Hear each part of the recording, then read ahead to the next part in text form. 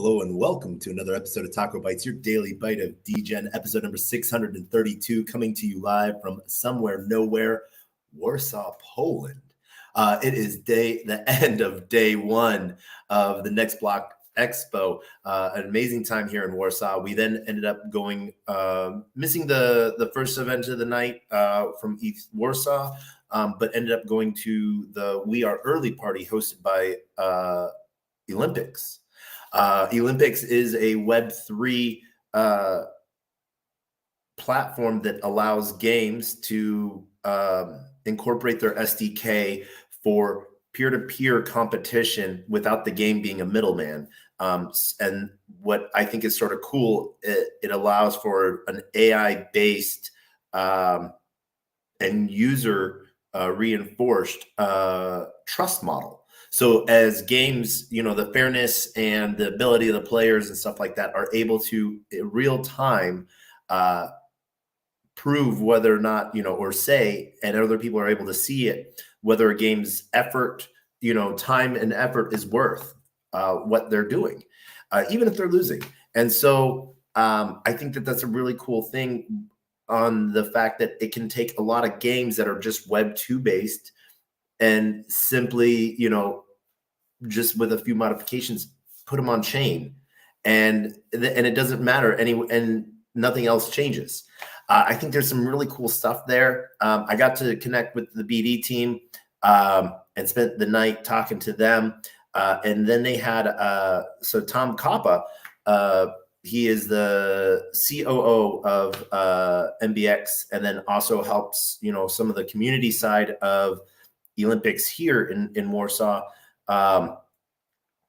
They sort of gave the release of their alpha of their alpha pass, and everyone that the event was invite only and stuff like that from community members or alpha pass holders. What they released was some alpha on their whitelist, expanding for those that were attending and those that were attending only. I thought that was like one of those really cool things to where a very dedicated community had the opportunity to sort of get first dibs, literally by proof of attendance. And what they did then is you had to go to one of the BDs and they would like verify you again. And so I thought that was actually a little bit of a cool activation there. But the speech sort of towards the passion of the community was really moving.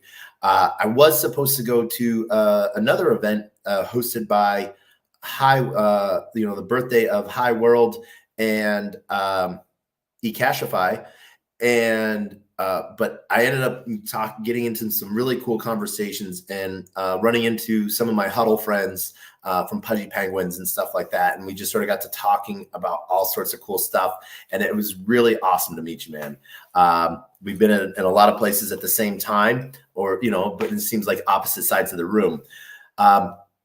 One of those things that people always sort of ask me about of, NFTs and utility, and number one, community, the relationships. Like, I didn't know anything about this guy, but he had a huddle hat on, Pudgy Penguins hat on. And, I went to him, I was like, hey, are you Pudgy?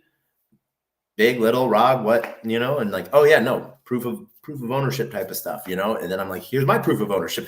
And then we just became like, oh my God, you're lost family. And so it was sort of, like man crush moment, I guess you could say, but then like started talking about all the different projects we're working with or seeing.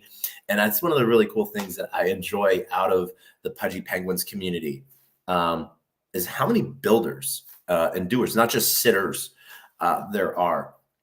And I think that that's a really, really cool of the community and where it's at and what's going on. But on the game front, I think it's been really cool. I haven't met too many projects. I've only met a handful of projects that aren't actually based here in Warsaw or Poland. I'd say maybe like 90% to 85% of the projects I've met are, worldwide, obviously, but based out of Poland. And there's such an amazing feel here and community of sense of different blockchains and stuff like that. But still hosting stuff together and like, I have a panel that I need to upload that is entirely in Polish.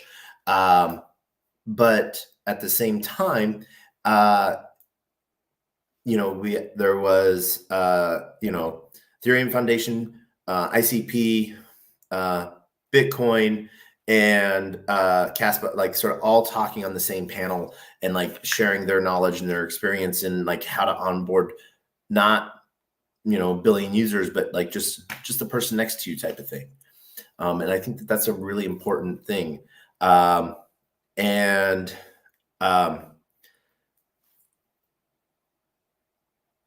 This is sort of like the really cool things, like this intimate setting of a conference. It's not it's not the smallest conference I've ever been to, but and the venue is super interesting. It's a movie theater that rents out like half of its space, or more than half of its space, like 4/5 of it. And there's maybe about 40 projects on the main floor. Then there's 22 booths on the third floor of startups and founders just standing there talking and stuff, and people going through, what are you doing? And like you get to table 3 and half the day is gone because you've been talking to table 1, table 2, table 3. And so it's just so cool how, passionate everyone is. One of the things I learned tonight, I have found my new favorite spot on the corner of the street, almost like an all-night kebab place. And oh my God, the shawarma is delicious. But I was talking with a gentleman tonight, and in Poland, their currency here, I apologize for butchering it, the zloty. I guess that means gold. He says it's sort of like the political piece, or the power play was like to instill that this is as good as gold type of thing. And you see within these communities their disassociation with that trust, but also how open in a way the government is here with allowing Web3 or digital payments even to proliferate, and not being stamped out. Is there regulation being put in? Yes, because, they need to feel that they have a hold on like AML, anti-money laundering, and, curtail as much as possible, or just, making it harder for criminals, but trying to leave it at trying to find that balance of allowing everyday citizens to do what they want with their money. And so there's like, what's really cool and interesting is there's an ATM company here. Their interview will drop later on. Right now, their name started off for the last 3 years, I guess, or 2 years, shitcoin.clubs. And that's because I guess here, anything other than Bitcoin, they consider a shitcoin. And so, but you can you can buy or sell Bitcoin, Ethereum, USDT on ETH or Tron, TRX, USDC, and LTC, Litecoin, and Dash. And the way the law is written is restrictions are put on the amount, daily limits of transactions per wallet, not per user. It's specifically made to exclude individual in the law and per wallet. And so people are able to transact. It seems like the Polish government, in my opinion, really sort of respects the privacy of one's finances in this, which is sort of cool. And really I got to talk to so many cool like on-ramp, off-ramp solutions and like crypto ATMs are sort of a big thing here. And just sort of like that feeling like they're literally saying like, it's my money. I can do whatever I should be able to do whatever I want with it. And I can, have that privacy of it, and so max transaction is 1,000 euros. So if you do 1,000 and a pence, it has to be reported by, scanning your ID right there at the kiosk. But if you stay at 1,000 or less, no KYC, up to 15 transactions per day, midnight to midnight. But per wallet address. So I could send to Bitcoin, I could send to ETH, and I could send to like TRX, or I could send to different wallet addresses. And then there's no KYC because it's considered that like it's interesting because like you can see a lot of holes in it. You would think because like US regulation, the way it stamps down on everything, that criminal, it makes it super easy for criminals and all of this other things. But then like the idea that that was really sort of implied and pushed on me, which was like a little bit of a breath of fresh air, was the respect of individuals' transactions. And I guess he was like the reason it's at the limits that it is because more than that, and you might actually be you might be a business doing business transactions, and then you don't have to report. Then you're not reporting as an individual, you're reporting as a business, and a business needs to be public. So there's just it was an amazing day. I can't thank everyone enough. And all of the really cool people. Never met a bad person. Like, I met this young gun tonight who's like, he thinks he's king of the world, the best marketer on the face of the planet. And, I had to feel him out. I had to just, like, I'm like, am I going to play with this guy? Or what am I going to like, I chew him up and spit him out? He's 22. Could sort of find the drive of why he thinks he's going to be, if he's not number one now, he's going to be. And he's, he said sort of something along the lines of, no one can knock him down lower than he can knock himself down. So as long as he keeps a positive attitude on it, and as long as he keeps going, he can always rebound. I ended up really liking him on his determination side and stuff like that. Total Chad, but I found a good heart in there. And that made me really happy. But just talking to other people and just, I had the options of going, German Blockchain Week or Next Block Expo, and I had owed it to myself to go into NBX because I'd missed it last year after being invited, and I blown away day one. I really have enjoyed it, and so I am gonna bring this to a close because I got to get to sleep because it is now 4:20 a.m.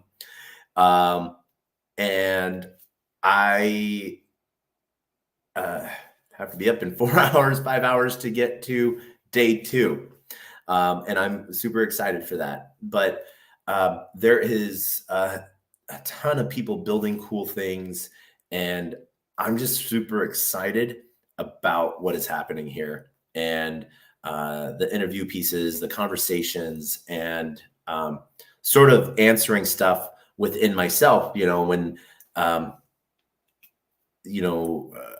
I literally think someone tried to do the 5 whys on me, and and like deep diving on questioning why, and an